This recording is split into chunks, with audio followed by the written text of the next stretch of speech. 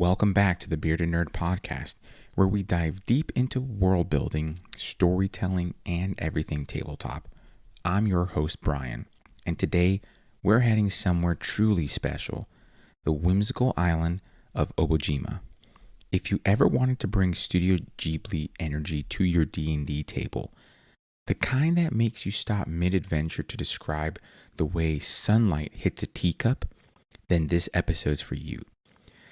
I'm sitting down with Justin and Jeremiah from 1985 Games to discuss the whimsical, beautiful world of Obojima and the Isle of Wonder, a setting that defines what a TTRPG can be.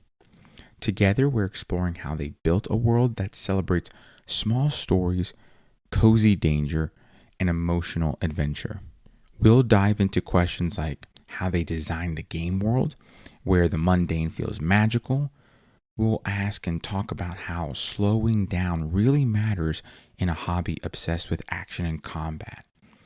We'll also discuss how 1985 Games balance that Studio Ghibli whimsical, beautiful whimsiness, so to speak, with 5e mechanics and still feel familiar and fun.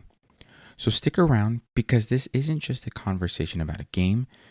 It's a look at how storytelling itself can evolve. So, without further ado, let's step onto the island of Obojima.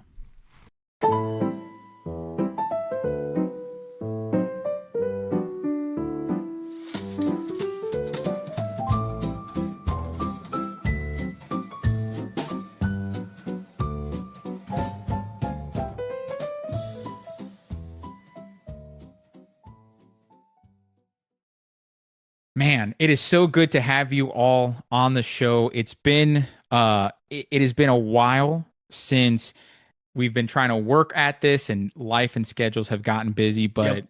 how are you all doing today? Doing pretty good.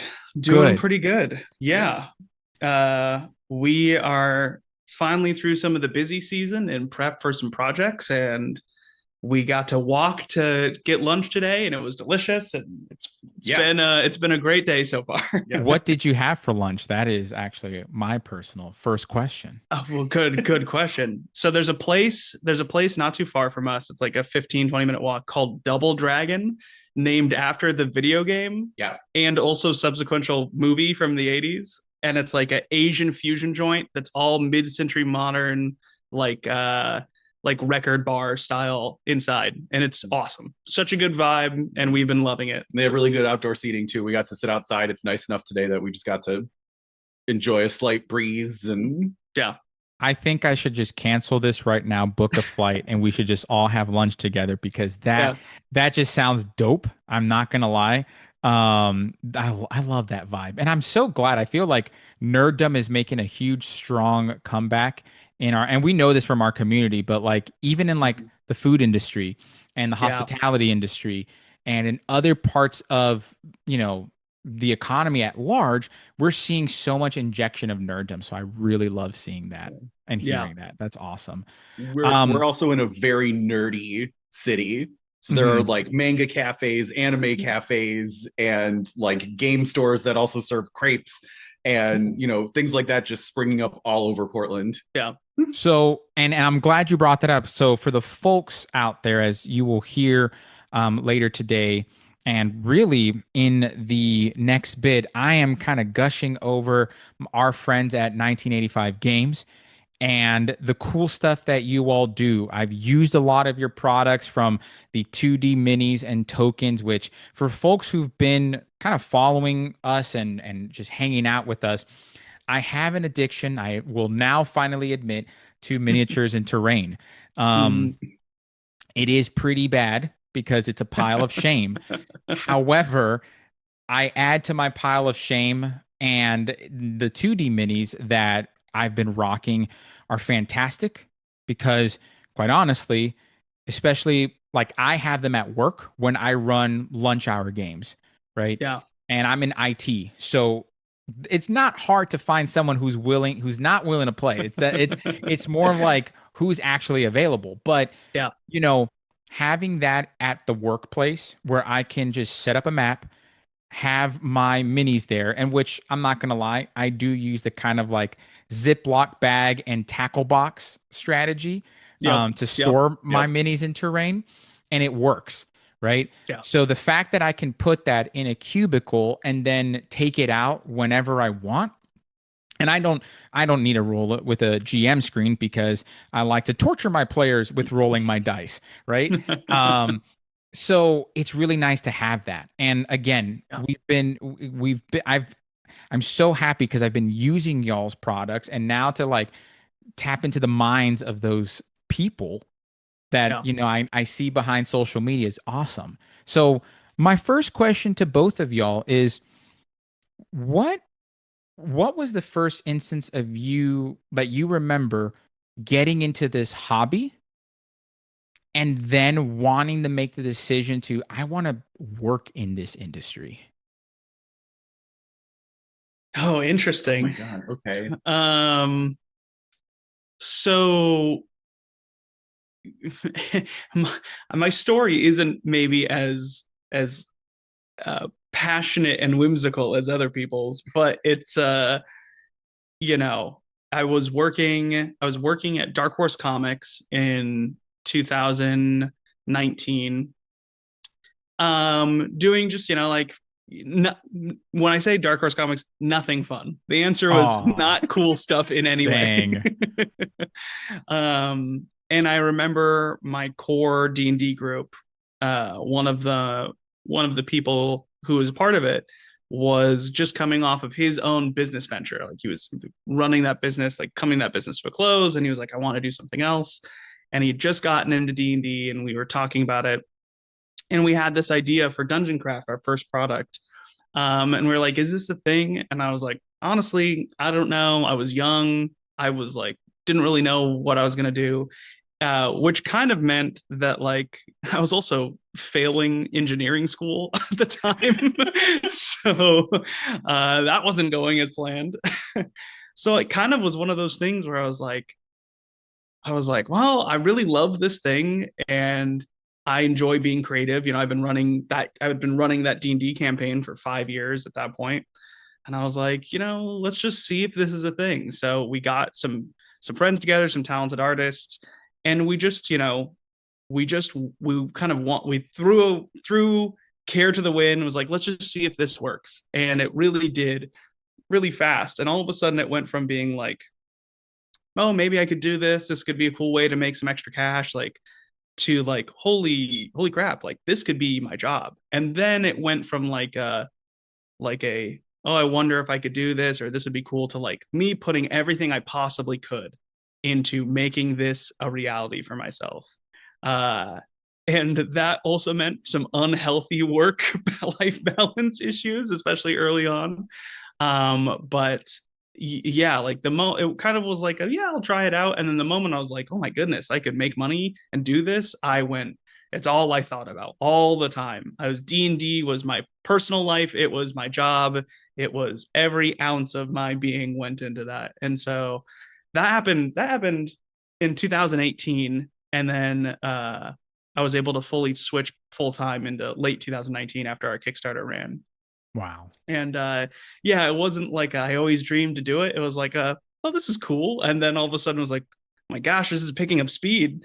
Screw Dark Horse, in the most polite way. Yeah, for sure. um, It almost seems like you went from hobby to hobby business to then now I'm running a business in this awesome hobby, which is three different stages if you think about it. Like, yeah, it's that bridge. The hobby business part is when you really have to take a step back and say, okay, is this a hobby that I just want to have fun in, or can I actually support myself financially but be happy at doing it? yeah, yeah. It's a it's a hard place to be in. The hobby business side of things is really difficult because you can get in a situation where you kind of like work at it for years and years and years, hoping that eventually it clicks, and then something else, like the next big portion comes. And for some people, that just it's not, you can't get there. and to sustain yourself in our industry in general is just super difficult. Mm-hmm. So I attribute a lot of where I am today to just luck, like being in the right place at the right time, and then with the willingness to, put in the effort when the time was there. But yeah, it was a lot of luck early on, that's for sure. I You think have a whole different story. Oh yeah, I'm totally. I was gonna say I'd love to hear your perspective on it. Yeah. So I've been playing D&D and DMing since I was 10. So I've been at it for about 30 years now. And during that time, I did a lot of, Joe jobs and things like that. Nothing really game industry related. I worked at a place called Guardian Games, which is like, at the time it might still be, I'm not sure, but it's like the largest game store on the West Coast. When I moved out to Portland, I was their resident role-playing game expert for many, many years. And then I started doing professional DMing on the side. And I was literally like the Portland door-to-door DM. Literally, people could just hire me out and I would show up at your house, a complete stranger, with a bag full of like dice and books and be like, you guys ready to roll?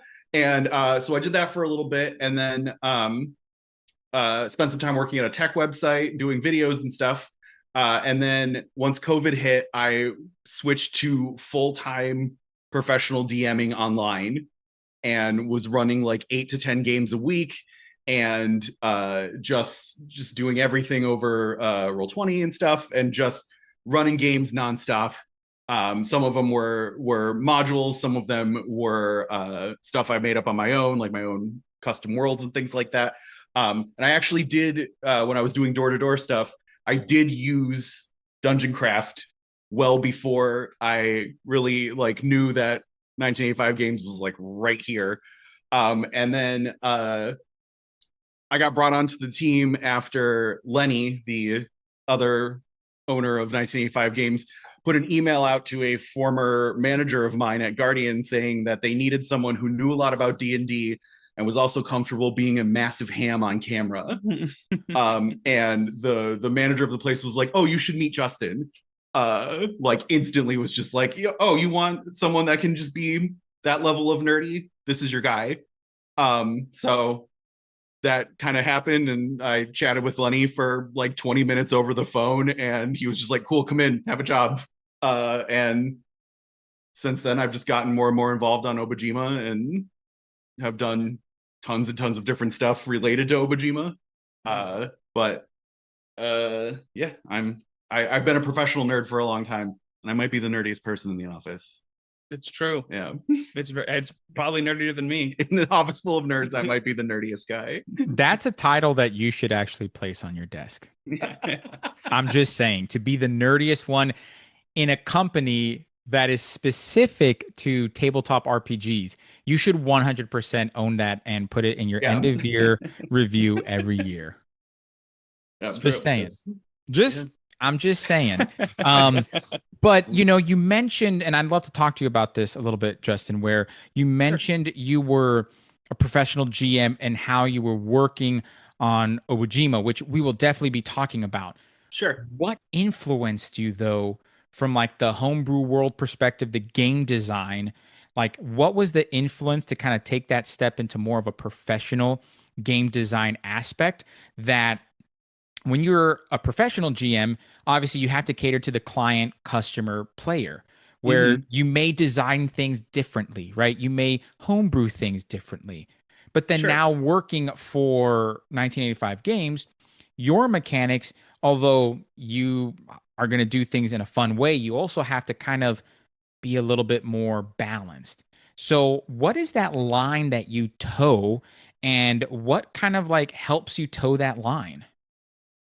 I mean, I've always been a really big fan of the rule of cool.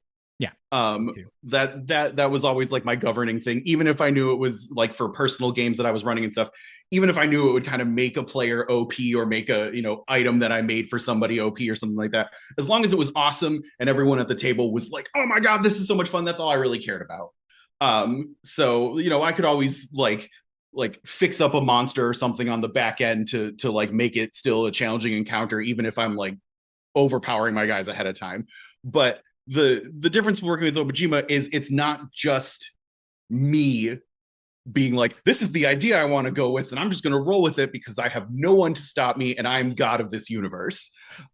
Here, there's writers, there's other editors, there's Jeremiah, there's like all these other people that like can be like, whoa, reel it in there, Haas, a little bit. Yeah. So, and that's the big difference is having a team of other people to bounce ideas off of instead of just being your own generation and implementation machine at the same time. So that co-collaboration is really what allowed you to kind of like take the best of Rule of Cool, but then also apply it mechanically.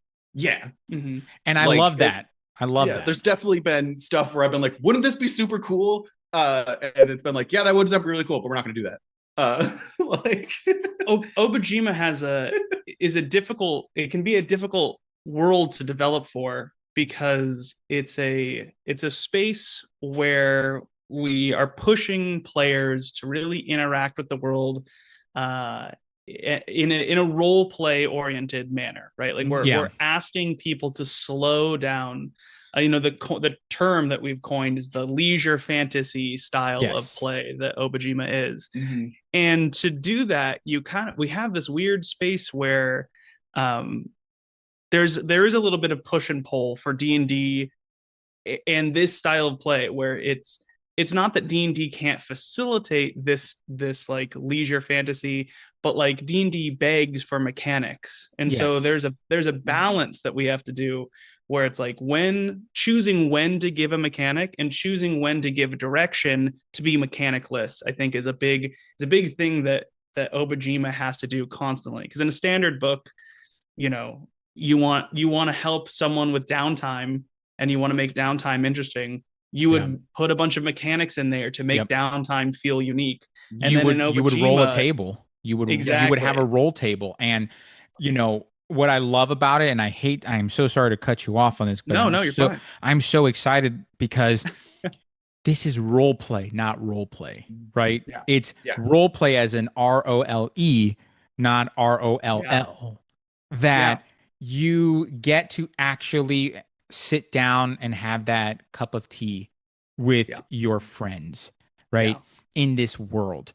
And our life right now as modern humans is so fast paced that this game reminds me to take a step back and be with my friends, right? It is the fantasy realm of like, let me deliberately be gentle.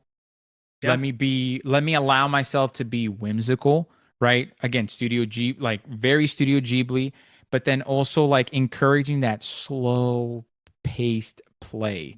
Like I really love that, where you do have to incorporate mechanics, right? That is 5e. Yep. And D&D, as you know, as both of you know, it was a resource management / dungeon diving game where you slayed monsters, collected loot, and kept going. Yeah. And now this iteration of D&D, specifically 5e, and whether you use 2014 or 2024 rules, that's different. Yeah. This is the type of world, though, where you can kind of take a step back, relax, and almost like this is, instead of being overstimulated by the world, this game is one of those, let me take a refreshing hike, so to speak, and kind of get out of the current modern day. And I love it. Yeah, it's it's an interesting space to play in, which I agree with you, I think is really refreshing, but it also can take some getting used to try to scale back your adventures, to not focus on combat interaction as the main goal or the main pinnacle interaction in your storyline. That's stuff that we are trained to do as DMs. Like, the story goes like this, and then you get him to the next combat, and that sparks a catalyst for a next conversation, which turns into a combat, which does the thing. And so that's definitely something.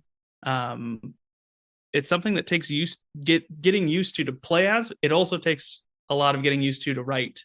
Yeah.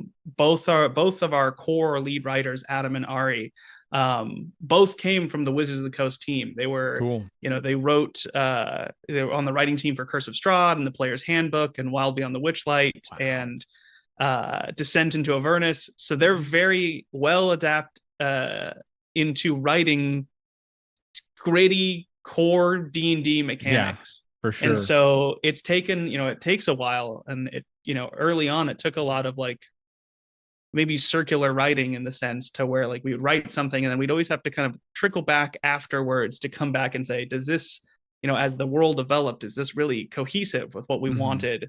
And that took a while to get to. But it's so rewarding. It's so rewarding, and it is a refreshing palate cleanser when it comes to D&D, in my opinion. I've had people in the community and stuff. I'm the community manager on top of many other hats, but I have people reporting to me like, we're getting into combat once every 3 sessions of Obojima. Yeah. Which is like crazy to hear in a D&D game that you're only getting into combat once every 3 sessions or so. Yeah. And then they're saying, and my party is enjoying it every step of the way and they're not missing combat. Yeah. They have, people tell me that they have had people that have been playing for years and years and years that are like the chronic, just like, I'm really not paying attention until combat starts kind of players and stuff. And they're now being like, well, what kind of tea do they have here? They're once they like embrace the whimsy of it, they're into it, which is really cool to hear. And that's honestly, what I love about this book. And for the folks out there who may or may not know, because I do want to take into consideration folks who may not know Studio Ghibli and just the realm, especially with this book of Obojima. In my opinion, I would classify this as a kind of cozy slice of life adventure that focuses in the best way possible Japanese folklore, where you're taking the wonder, you're taking the storytelling and the connection. And yes, you can have that combat. But what I noticed is that the combat, it's not pure evil. You're not fighting evil. Yeah. You're kind of almost redefining what evil is, where there are creatures rather that are acting from fear, ignorance, guidance, or misguidance, or some sort of thing, right? Yeah. There are more sympathetic notions to it, a la Studio Ghibli. Yeah. So there's more of a moral nuance, right? Instead of slaying the, big bad evil person, maybe your players have compassion for them. Yeah. And maybe you purify or cleanse the big bad evil because maybe, I don't know, something in there, they're triggered in a trauma in a past. You can really, mix that there, and it's refreshing, right? Yeah. And that's what I love. And I wanted to state that just because this isn't just your other typical or your prototypical, I'm going to slay enemies and I'm going to traverse the wild, yonder. This is really a new take on fantasy games, specifically fantasy TTRPGs, and from a settings perspective. Yeah. Go for it. Go ahead. No. Go for it. Yeah, it's, to kind of speak on to some of the topics you were talking, when building out creatures, when building out monsters, when building out in the world of Obojima, we've kind of stamped Obojima in a specific time frame by saying it is 3 months post a catastrophic natural disaster where a tsunami hits the side of the ocean. Mm-hmm. And from that there's this sickness that's encroaching on the land called the corruption. And capital C corruption. Yeah. Good to know. One of the things we mentioned, and I'm kind of doing a little bit of a spoiler here, I guess, for those, so apology. one of the things we mention in our mysteries section, where we essentially, the writers are talking directly to the DM, saying like, here are mysteries that we presented in the world, and in certain cases we give the answer to those mysteries, in other cases we lead on to some options, but we don't necessarily give the correct answer. But one thing we certainly do say is that the corruption, no matter what direction you take in your story, to keep in line with the core of what we want Obojima to be, the corruption cannot be brought on by someone. This is not a big, bad, evil person who has brought on the corruption to attack the land. Because we, what we overarching the story that we wanted to say is this is how Obojima and this kind of idyllic people might be handling a natural disaster in some way. And so we don't want the big bad evil. To just kind of bring on to your point, we are trying to strip that away. We even have a section in the book that claims evil doesn't exist in the way that it does in standard D&D. The closest being to that is are demons. Demons exist in the world, but even demons, there's a cap to them. They can only do so much, and almost always demons are led to through tragic story or some sort of curse in themselves. The demons don't form naturally; they're spirits or other beings that have been turned into demons, like you said, via some sort of tragedy or perhaps a sickness or a desire that they go untouched and it turns into something more corrupt or cruel in certain cases. But it's an interesting space, and that often leads for a question to be asked when you're fighting in combat, which is, for sure, is killing this creature the right choice? True. And in the world, we say the culture of Obojima claims that it's not the right choice. Like the average person, I think a good example of this, early on when we were writing, we have a podcast where we kind of talk about it, and we discussed the idea of what happens when a group of bandits would attack like a group of adventurers, and it led to blows and the bandits died. Like, what would happen? And we talked about the culture of Obojima and what we thought a group of people would do, and we came to the conclusion that we believe the adventurers would bring the bandits back to a local town and bury them. Like, it's not like there's the way they view the world. Like, it would be sad. They'd be upset that that's what had to happen. Like, obviously the bandits weren't doing the right thing, but I don't think anyone wishes to kill another person on the island. And that says, and when it comes to writers, we can only write so much. We can say that that's how the culture is. It then is handed over to the DM and the players to try to tell that type of story. And there can definitely be some push against that because people aren't used to it. It's one of the ways that, conflict in this world differs completely from what I'm understanding than conflict in other games. Right? Yeah. And it's, I actually, go ahead. Oh, no. I was going to say, and actually my question for Justin was actually from a combat perspective. What would you say to the notion of, is combat the answer always? Or in this world, like, how would you recommend a GM view combat? So when I run Obojima games, or when I help people answer their questions about it, one of my number one rules is the reversed damage rule of D&D. So normally in D&D, it's assumed that when you swing a sword at something, you are doing lethal damage to it. And unless your character specifically says, I'm going to non-lethally attack this being,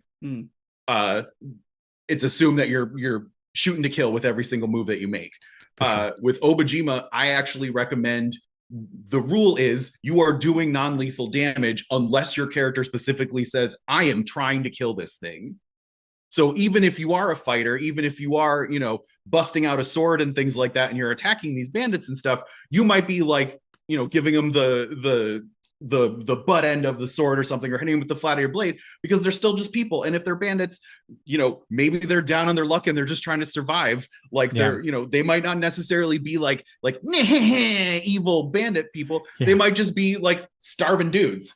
So like I make a rule for Obojima that you need to tell me when you're actually trying to kill something. Like combat should always be not necessarily a last resort, but it should be a second resort at least. The idea that D&D has instilled in a lot of players over the years, because it's the most popular system and everything, is if it moves, draw a weapon and kill it. Yeah. And Obojima does not want you to do that. So even if you have like a howler, which are like the hyena folk that are kind of gnoll-esque creatures in this world and everything like that, like yes, they might be ne'er-do-wells, not necessarily bad dudes, but they have like ill intentions and stuff like that. You shouldn't turn around and be like, all right, let's plunk 2 arrows into their skull and drop it at 60 feet.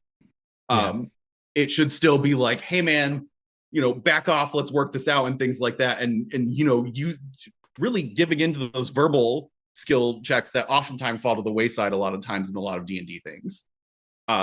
Like all your charisma based skills sometimes don't get as much play as a lot of other skills in that on your skill chart there. Unless it's for nefarious reasons, like flirting with the tavern. Exactly. With the bartender. Like you should try to persuade something to like leave you alone. Yeah. Or like, hey man, we're about to sit down to a meal. How about you have a meal with us instead, and we'll talk about what's going on here. And that sort of the like non-violent response from what people have been telling me is that when they have new players sitting down to Obojima, it's very easy for them just to be like, great. So I ask him what's going on. I ask him what's wrong and stuff like that.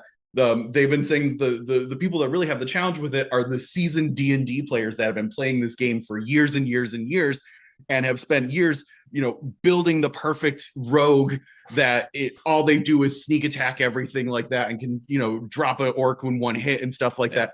Those are the people that are like, well, why am I not attacking this guy? Why am I not just casting fireball in this room and stuff like that? Like that's getting them trained to be like, okay, well, I ask him what's wrong.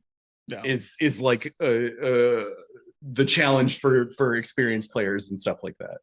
There's another, one of the things we do as the writers when encouraging players in combat is to consider a few things as a DM as a player, which is if you are a player in combat, to consider the reason the combat has started. So like what is the driving factor of the creature or the bandits that are attacking you? Like, is there a giant golem made out of rubble that's like striking at you, and it's like it came out of the woods and you're not sure why, and now you're kind of thrust into combat where combat couldn't be avoided. You couldn't talk your way out of it.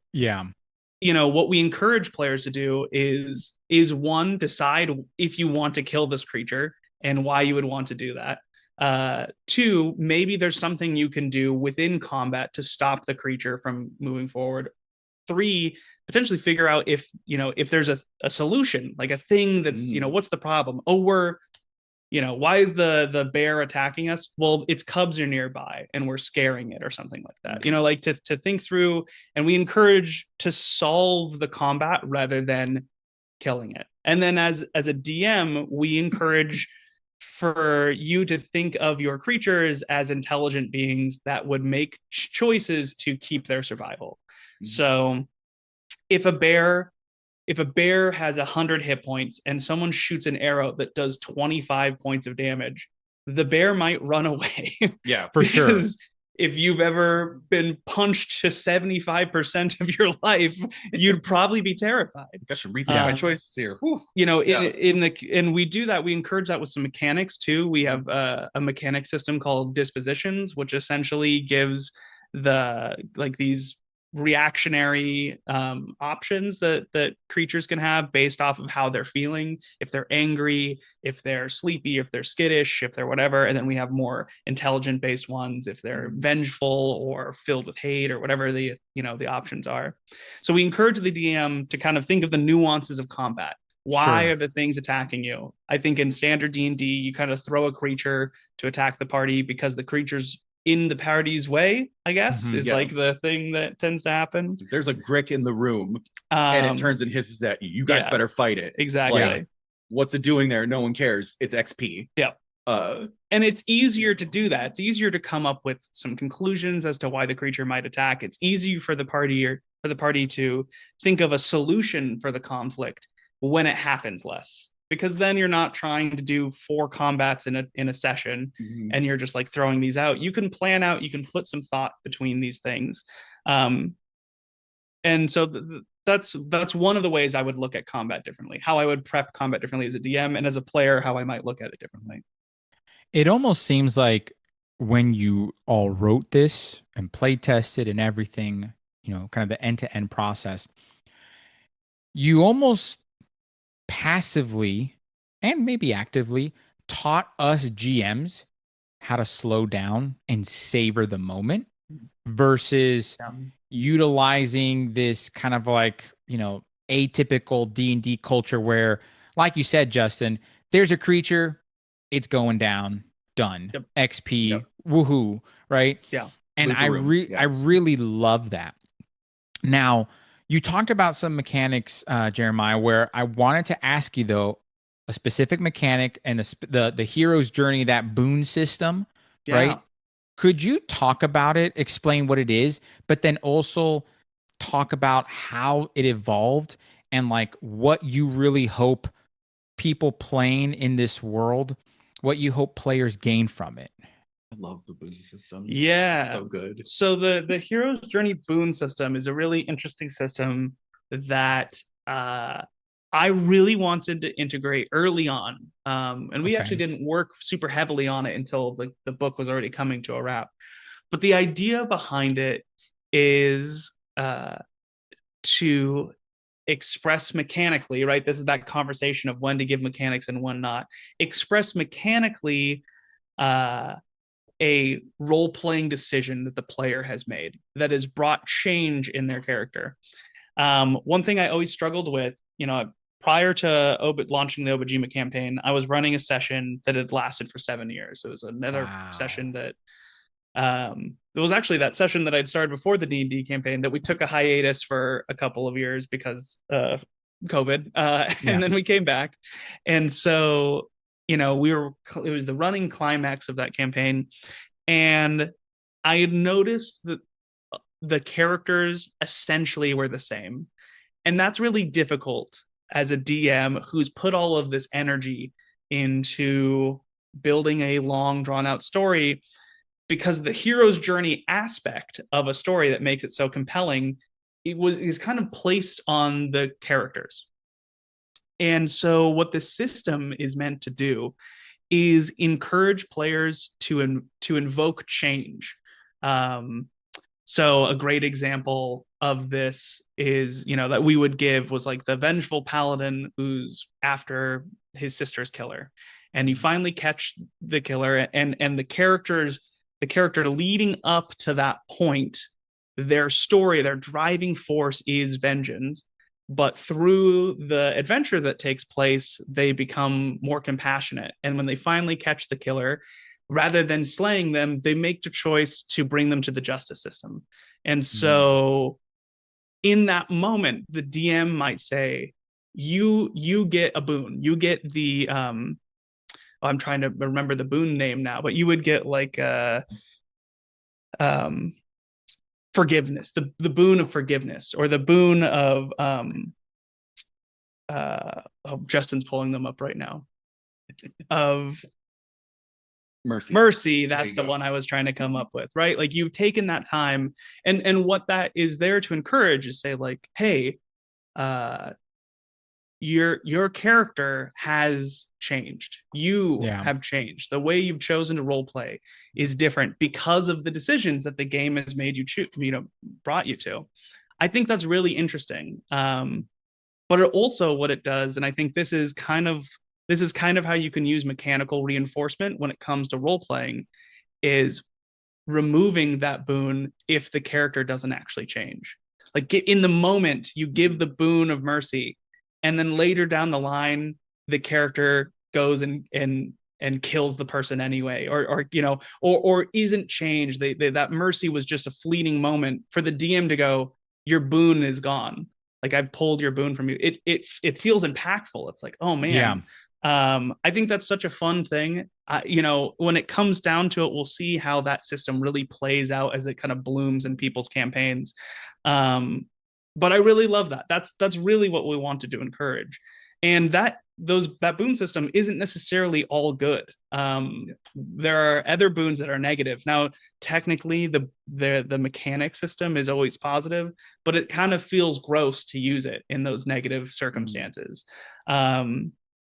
Like I'm giving you the selfishness one. Yeah, I'm giving you the because selfishness You decided boon. to hoard this treasure when you found it in the room. Exactly. And it might give you some hit points or something like that, but at the cost of your allies around you, like Oh, that kind of wow. stuff. I love playing with a mechanical representation of how a character's feeling and the changes that the character's made.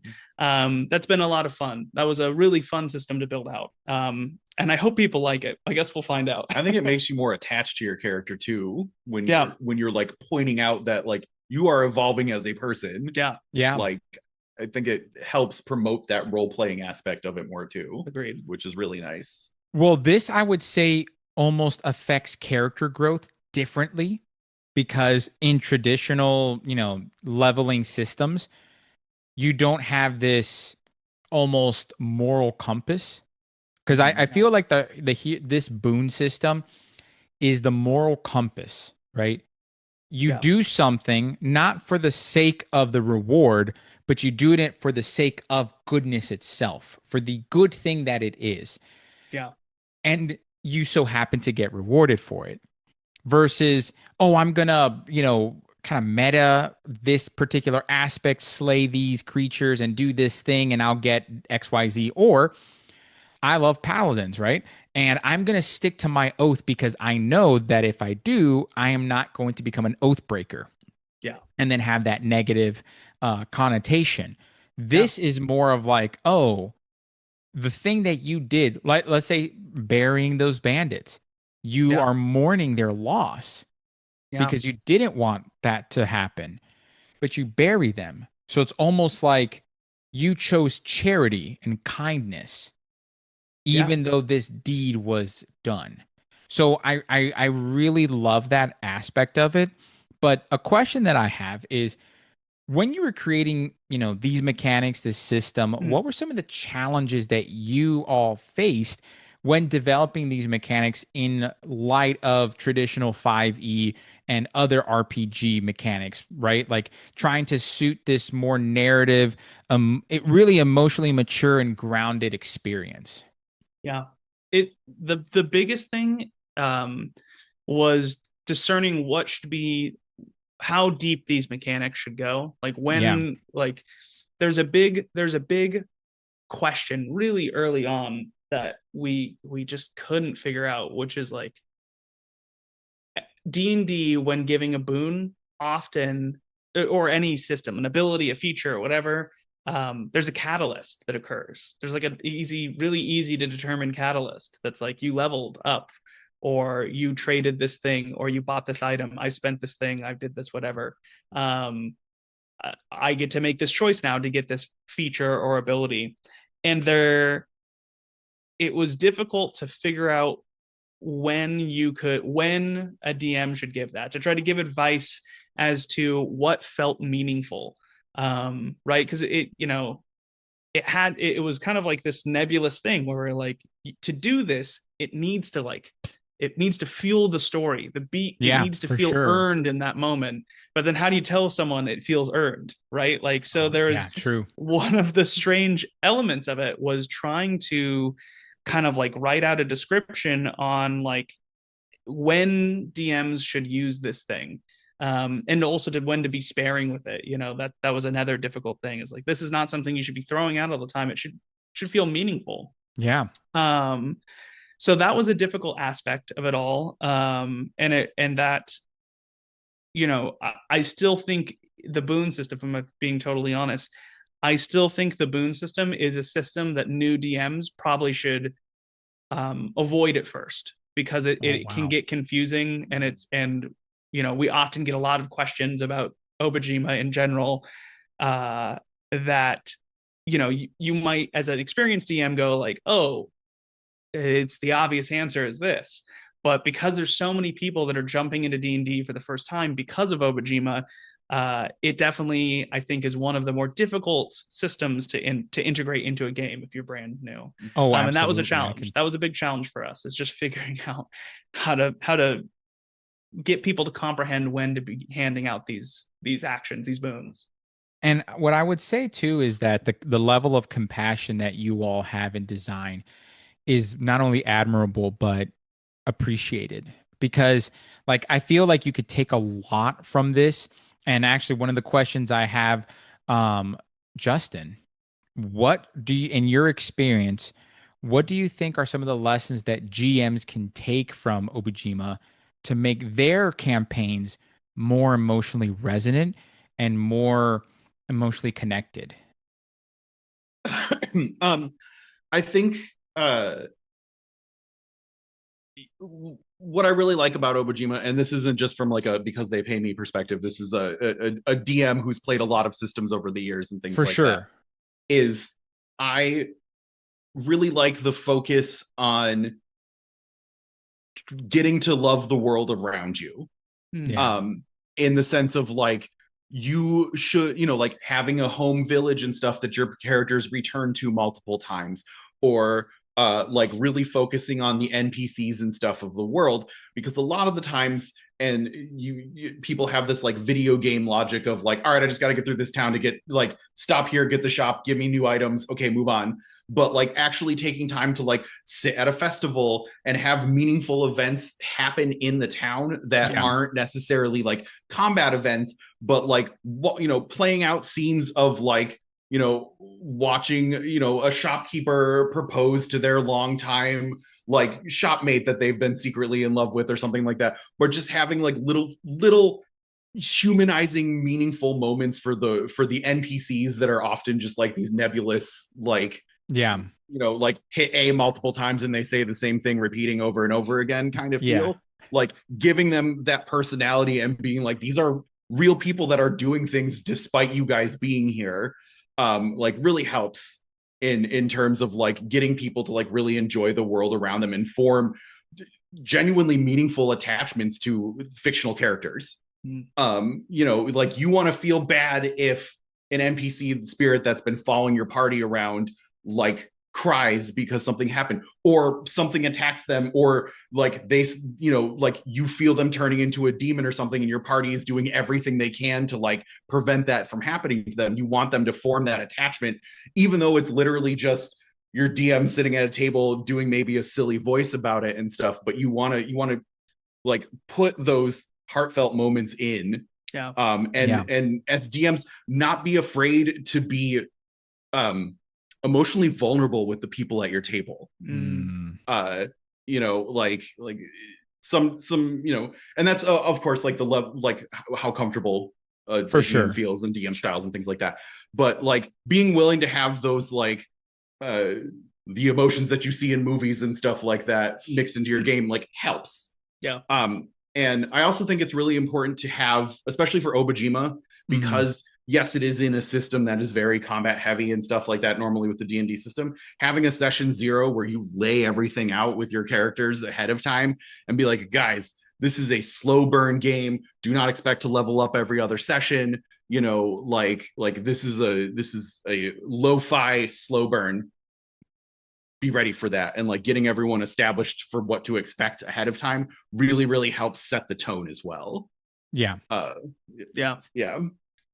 So one of the things we do, and this is like just a mini note, but one of the things we do to kind of help that, and I think as a DM, if you're building a homebrew, you could do the same, although it takes a lot of work, is before you come up with a character in Obojima, we encourage you to read through the portions of the book for players. So yeah, learn about the whole world, Yep. the 30 different locations that we detail, the culture, how society functions, the island itself, the dangers, the threats. Learn all about it, then think of a character rather than coming to a campaign with a pre-made character. I think that's more difficult if you're coming up with the homebrew world, but I still think encouraging them to go through and learn about the world, talking about it for a session, and then have them think of a character is certainly makes it more compelling and integrates the players more in your world. The nice part about Obojima too is it's small. It's a small biome. It's a single island with 7 different regions and stuff in it, and it's not like Faerun or Tamriel or something like that, where there's like multiple continents and planes of existence and all these other things like this. It's just this consolidated. So you have like, what village is your character from? Like what place that's either written out already that you have like all these NPCs and stuff attached to it and everything. Like that really helps solidify with Obojima like meaningful connections to other characters and stuff too. Because it's such a micro universe compared to million billion other things that have thousands of lands.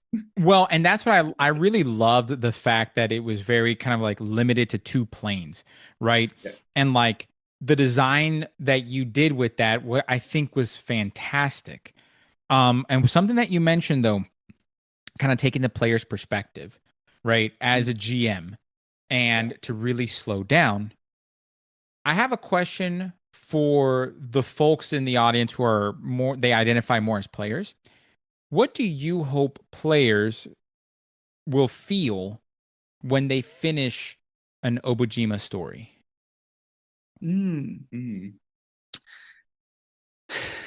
So I think on the writer's perspective, what I hope players are gleaning and experiencing from Obojima is it is a space where no matter the danger that you're put in, the kind of overall optimism of the world is encouraging and feels right. Yeah. Like I think Obojima idyllic, and at the end of it all, I would love for a player to feel like like brought up and inspired by the world and inspired by the way things are handled, and excited to experience stories in that space again. Oftentimes, DMs have long sprawling campaigns, and we, in Obojima, we encourage these smaller vignettes. And so when a player finishes that, I hope that they as the one of the writers and the creator, I really hope that they go, oh man, I wish I lived in Obojima. Like that's what I want. That's the world that I'm trying to develop. Like a thing that as we kind of mentioned, D&D is escapism. I hope that when they escape to the world of Obojima, it brings them joy. Like they feel happy. Even in the spaces that are maybe spookier and scarier in Obojima, because there are those are stories to be told. I hope that at the end it's this uplifting journey that they went on, and they feel better afterwards. That's what I want. That's the stories that I want to be told in the space, and that's what I hope people are doing. That's awesome. I want them to have fun more than anything. I want them to for any game, but especially for Obojima, I always love the hearing from players like, I can't wait to know what happens the next session. That sort of anticipation and stuff is always a really great feeling. But what I'd hope someone got out of Obojima, aside from having fun, is maybe taking the the tools that they learned from playing Obojima and applying them to subsequent role-playing games. The like, maybe I don't always need to fight this thing right away. And using that kind of thoughtfulness that Obojima helps promote in both in and out of maybe their role-playing world. Like there are lessons you can take from Obojima that you can apply to the real world. But I would want there to be a lot of those moments that like you as a player talk about with the other people that you played with years down the road and are like, remember that one time, like, remember that game we played 6 years ago and this happened? Like, I'm sure you have those moments that you talk about with your parties and stuff. Like, yeah. So I want those to be fun, not necessarily combat moments that happened in Obojima where everyone was like, remember that game of Blotcher that was just absolutely insane and we were making up the rules on the fly and stuff like that, and it was just ridiculous at the table and everything. Like, that was so much fun. And I want people to have those moments that they can look back on and feel good. And I love hearing that because, like I said, I'm so excited for this book, and I'm so excited. It's actually gotten me to really want to run a campaign. I'm more of a role play heavy individual, just because I have a background in skirmish games. Like, I've played a lot of skirmish games. I still play some when I have the time. I love Star Wars Legion. It's a great system. Middle Earth Battle Companies, all of them are great. Warhammer's too expensive.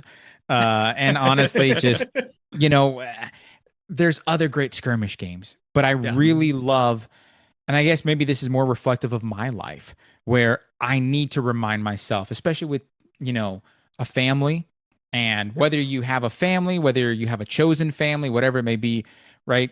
Like, slow down, take it easy. And I can't wait to run this campaign. I really can't. So, for the folks interested though in supporting this, where can they support? What should they expect? And honestly, what will that look like for them? Yeah. I mean, if you want to support us, right now the big thing that we're pushing for is we have a Kickstarter that's live now. Awesome. Probably the tail end of it as people are viewing this, which is for the next book in the series as well as a board game. And this book specifically explores Yadaman, which is Obojima's largest city, and kind of has this like fun kind of Kiki's delivery service feeling that you get while exploring the city. And you sold me right there. You sold me right there. That's awesome. It is the epitome of what Obojima is, which is kind of like that mix of like 80s tech and fantasy and spirits that all kind of wrap up in this interesting package. And so that's live. So if you want to support us in a physical way, like in a way that supports the company, that's an awesome place to do it and to get some cool stuff. Alternatively, we encourage you to come check out our YouTube channel where we do a podcast. And that's the Writers of Obojima, where we sit down for our weekly writers meeting. And this is just us creating the world. You get to watch and develop the world. And sometimes it's great food for thought if you're just trying to get some ideas for your own D&D session. It's also a way to kind of learn about what's coming in the future as we develop the world. The stuff that's in the meeting often makes it into the books. And so those are the two ways that you could really jump in and support us. Or if you're interested and just want to learn more, those are the places we'd recommend to go check out. Other places like social media, like Instagram and TikTok, and get little reels and things like that, snippets. Like getting little snippets of stuff. But the big places to interact with us would be with YouTube, or we have a very active Discord too, where people come and share homebrew and talk about the space and just our Discord community is wonderful. Super awesome Discord. That's awesome. I describe them as suspiciously nice because they're always just really good natured. But there's like sections where DMs can ask other DMs for advice on things, or like, hey, I'm trying this out. What do you guys think I could do to like tweak this a little bit? There's like tons of homebrew stuff that everybody has put in and everything, including like maps and the fleshed out characters, custom subclasses that these guys have made and everything. But there's always someone on there like doing a live stream of them drawing stuff, or That's just cool. like kind of general chatting about things and people like showing off their character art and stuff. So it's a really like welcoming community that just wants to help everyone feel the Obojima vibe really well. Yeah. I really like those guys. They're a great community. Well, what I will be doing for the folks listening or watching on YouTube and on other streaming services, what I'm going to be doing is that I will be putting all the links in the show notes for the podcast and audio listeners, and I'll be putting all these links in the description field so that you can follow these wonderful people. It's really important, y'all, to really support good creators out there. And, we are a collaborative storytelling hobby, so to speak, and we are all part of a party of some sort. So just like our adventuring party where we would support each other, go ahead and support these wonderful folks and pick it up, do whatever you can, but get involved. And especially in Discord, it's such an easy way to get involved. And even if you're a bit shy to kind of put your toe in the water, so to speak, I know people who are part of my Discord that are part of y'all's, so they can confirm that they've had a good time, that they've had, and it's really important, right? Because especially nowadays, you either have trolls or you have like lurkers, and the nice people kind of get trapped in that middle ground, and they don't have a place to be accepted because they're gonna get kind of they're gonna get shooed, let's just say, on both ends of that spectrum. So to have a safe space where you can actually be nice and kind and considerate is good to have. So folks, check them out. Guys, thank you so much for joining this episode of the podcast. And I am so excited to see this and to journey with you all. And folks, thank you so much for listening. In the spirit of this game, remember to be kind and compassionate to one another, but also remember to slow down and take time to enjoy this wonderful hobby. And as always, folks, keep gaming.